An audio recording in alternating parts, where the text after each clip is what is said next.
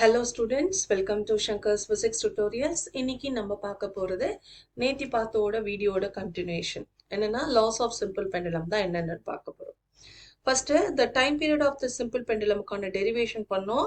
T வந்து is equal to 2 pi square root of L divided by G. L ங்கிறது என்னது? Length of the string. L is length of the string. G ங்கிறது என்னது? Acceleration due to gravity. Okay, G வந்து acceleration due to gravity. சரி, இப்போ நம்ம என்ன பார்க்க போறோம்னா இதை ரிலேட் பண்ணக்கூடிய லாஸ் இந்த ஃபார்முலா வச்சு. ஸோ இந்த டைம் பீரியட் வந்து எதெல்லாம் டிபெண்ட் பண்ணியிருக்கு, எதெல்லாம் டிபெண்ட் பண்ணி இல்லை, அதுதான் நம்ம இப்போ பார்க்க போறோம். ஸோ ஃபர்ஸ்ட் வந்து இந்த time period of a simple pendulum depends on ரெண்டு ஃபேக்டர்.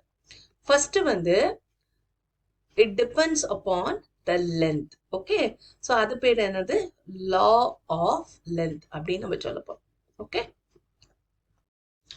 so இந்த law of lengthனா என்னது?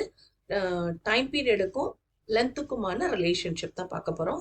ஸோ 2πங்கிறது கான்ஸ்டன்ட். இந்த ஜிங்கிறது for the given value, g வந்து ஃபார் அ கிவன் வேல்யூ என்ன கொடுத்துருக்காங்களோ அந்த கிவன் வேல்யூக்கு டி வந்து எல்லுக்கும் என்ன ரிலேஷன்ஷிப்னா T is directly proportional to square root of the length.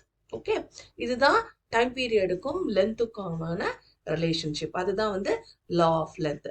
Second வந்து இப்போ லென்த்தை வந்து கான்ஸ்டன்டா வச்சுட்டு நம்ம டைம் பீரியடுக்கும் ஆக்சலரேஷன் டியூ டு கிராவிட்டிக்கு முடிய ரிலேஷன்ஷிப். அப்போ அதோட லாவை வந்து லா ஆஃப் ஆக்சலரேஷன் அப்படின்னு சொல்றோம். So for the given length L வந்து கான்ஸ்டன்ட்னு எடுத்துட்டோம்னா 2π வந்து கான்ஸ்டன்ட். அப்போ டி வந்து என்ன ரிலேஷன்ஷிப்? டிக்கும் ஜிக்கும் T is directly proportional to 1 / square root of g. இதுதான் வந்து ஸோ டைம் பீரியடும் கிராவிட்டி இன்வர்ஸ்லி ப்ரொபோர்ஷனலாக இருக்கும் with the help of the square root. Okay, இதுதான் ரிலேஷன்ஷிப். இப்போ இந்த டைம் பீரியட் எதுக்கு இண்டிபெண்டா இருக்கு? So which is independent of the following. T is independent of first one, mass of the bob. Okay, இப்போ நம்ம என்ன பார்த்தோம்? டி வந்து 2π square root of L by G. நம்ம கன்சிடர் பண்ணக்கூடிய செட்டப்ல பார்த்தீங்கன்னா லென்த் ஆஃப் த ஸ்ட்ரிங்கை நம்ம கொண்டு வந்திருக்கோம், ஆக்சலரேஷன் டியூ டு கிராவிட்டி கொண்டு வந்திருக்கோம். ஓகே, அந்த மாஸ் ஆஃப் த பாப் கொண்டு வரல. ஸோ இதுல இருந்து என்ன சொல்ல வரோம்னா டைம் பீரியட்ங்கிறது மாஸுக்கு இண்டிபெண்டா இருக்கு. அப்போ இந்த இதுக்கு பதில நான் ஒரு பெரிய யானை, ஒரு எலிஃபெண்ட்டை கட்டினா கூட எனக்கு என்ன ஆகாது? இந்த டைம் பீரியட் வந்து இந்த மாஸை டிபெண்ட் பண்ணி இருக்காது.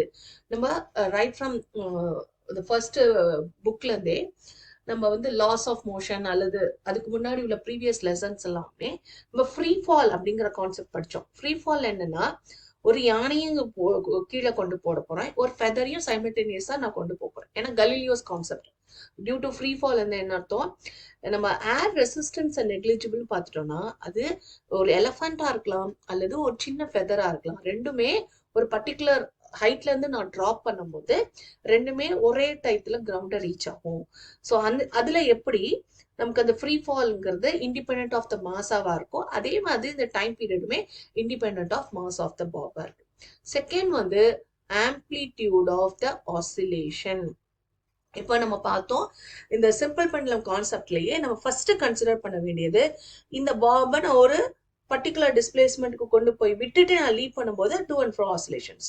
இந்த ஆசிலேஷன் இருக்குல்ல, இந்த ஆசிலேஷன் கூடிய டிஸ்பிளேஸ்மெண்ட் இருக்குல்ல, அந்த டிஸ்பிளேஸ்மெண்ட்டை தான் நம்ம ஆம்ப்ளிடியூட் சொல்றோம். இந்த ஆம்ப்ளிடியூட் எப்போதுமே ஃபார் ஸ்மாலர் டிஸ்பிளேஸ்மெண்ட் அப்படின்னு ஒரு அசம்ஷன் எடுத்துட்டு தான் பண்றோம். Only for small assumption oscillation வந்து இந்த டைம் பீரியட் வந்து இண்டிபெண்ட் ஆஃப் த ஆம்ப்ளிடியூடா இருக்கு. ஸோ ஃபார் ஸ்மால் ஆசிலேஷன்ஸ் நம்ம என்ன எடுத்துக்கிறோம்? சைன் தீட்டாவை அப்ராக்சிமேட்டட் டு தீட்டான்னு எடுத்துக்கிறோம். கரெக்டா நம்ம முன்னாடி பார்த்தோம் அப்ராக்சிமேஷன்ல only for the small angle. Angle வந்து எவ்வளவு ஆங்கிள் இப்போ ஒரு எக்ஸாம்பிள் பார்க்க போறோம்.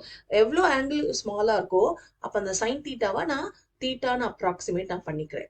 ஸோ அப்படி மாதிரி இருக்கும் பட்சத்துல டைம் பீரியட் வந்து it is independent of amplitude of oscillation. இது ரெண்டும் தான் இந்த லாஸ் ஆஃப் சிம்பிள் பெண்டுலம் தான் நம்ம இன்ஃபர் பண்றோம். ஓகே, இப்போ இந்த ஒரு எக்ஸாம்பிள் ப்ராப்ளம் பாருங்க. என்ன கொஸ்டின் கொடுத்துருக்காங்கன்னா ஒரு சிம்பிள் பெண்டுலம் எக்ஸ்பெரிமெண்ட்ல நம்ம we have small angle approximation. Small angle approximation என்ன?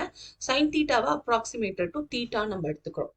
இப்போ இதுல சில இந்த டேபிள்ல இன்ஃபர்மேஷன் கொடுத்துருக்காங்க. இதுல இருந்து என்ன இன்ஃபர் பண்றோம் அப்படிங்கிறது தான். இங்க பாருங்க, இந்த 0 டிகிரியில இருக்கு, அதோட தீட்டா வந்து ரேடியன்ஸ், அதோட சைன் தீட்டா கண்டுபிடிக்கிறோம். அப்போ வந்து சைன் 0 வந்து 0. அதே மாதிரி சைன் 5 டிகிரி அதோட ரேடியன்ஸ்ல பாத்தீங்கன்னா 0.07. சைன் தீட்டா அதோட வேல்யூ அதே தான். Okay, theta in radians, sine theta ரெண்டுத்தையும் கம்பேர் பண்ண போறோம். அதாவது நம்ம முன்னாடி பார்த்த மாதிரி தீட்டாவும் சைன் தீட்டாவும் it is approximately equal only for small oscillations அப்படின்னு பார்த்தோம். அது வந்து எவ்வளவு தூரம் கரெக்ட் அப்படிங்கறத நம்ம ப்ரூவ் பண்ண போறோம். அதே மாதிரி தீட்டா வந்து 10 டிகிரியா இருக்கும்போது அதோட ரேடியன்ஸ்ல என்ன இருக்கு? 0.17. சைன் ஆங்கிள் பாத்தீங்கன்னா அதுவும் ஒரே வேல்யூ தான். இப்போ 15 டிகிரிய தீட்டா இன் ரேடியன்ஸ் பாத்தீங்கன்னா 0.262. நமக்கு தெரிஞ்சிருக்கணும் ஃபர்ஸ்ட் டிகிரி எப்படி ரேடியனா கன்வெர்ட் பண்ணணும்னு. ஞாபகம் இருக்கா? நம்ம 360 டிகிரிங்கிறது 2 பை ரேடியன்ஸ்.